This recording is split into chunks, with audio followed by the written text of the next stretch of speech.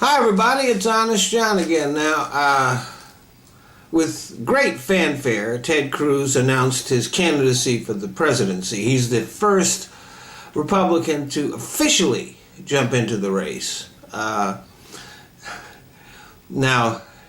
we all know that Ted's been running for quite a while now, so it wasn't like it was a big surprise.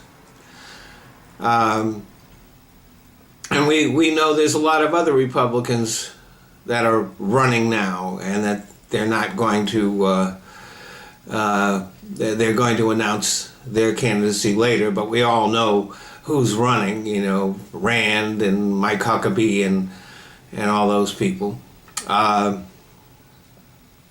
So the big mystery is who's going to be running on the Democrat side against Hillary.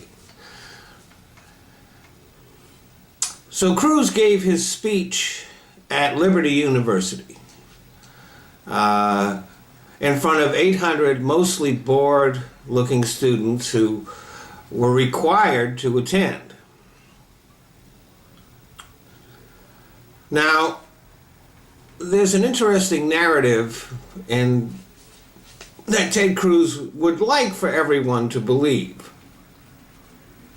And that is that his father came to America fleeing communism and the Castro government in search of freedom. The truth is that Rafael Cruz fought alongside Fidel Castro. He came to the U.S. to get away from the Batista regime and had to bribe an immigration official of that regime to get out of Cuba and come to the U.S. And he came to the U.S. on a student visa. Now, Ted Cruz says that his father, he holds him up as an example of a legal immigrant. But is someone who bribed an immigration official to get here really a legal immigrant? Was his student visa attained legally or through fraud? Do you think that he would have gotten that visa if he had mentioned that he was a card-carrying pro-Castro communist? 4 years later, when his student visa expired, Rafael Cruz applied for asylum in the U.S. and he got it. But at the time he applied for asylum, the Castro regime had taken power. As someone who had fought on Castro's side, he had nothing to fear from the Castro regime. In order to be granted asylum in the U.S., Rafael Cruz had to lie on his application if he claimed that he had anything to fear from the Castro regime.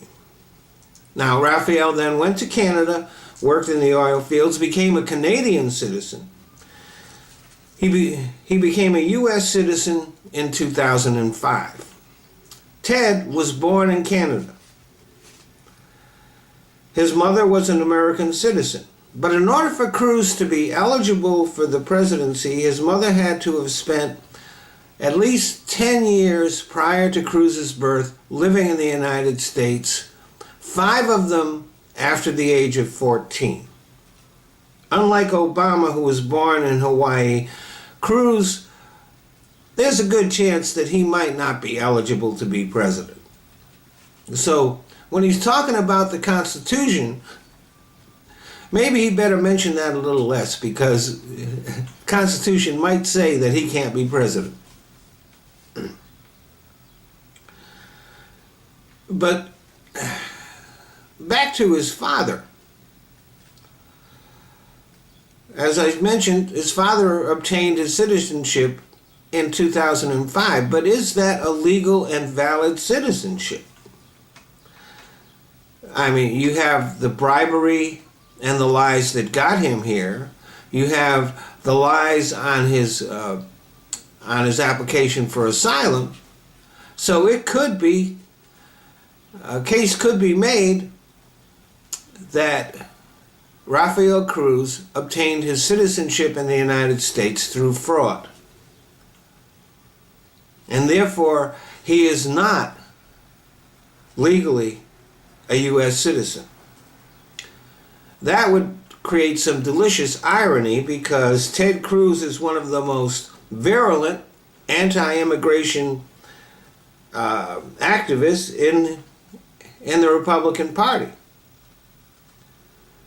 And that would make him the son of a man who immigrated here illegally and remains an illegal immigrant to this day.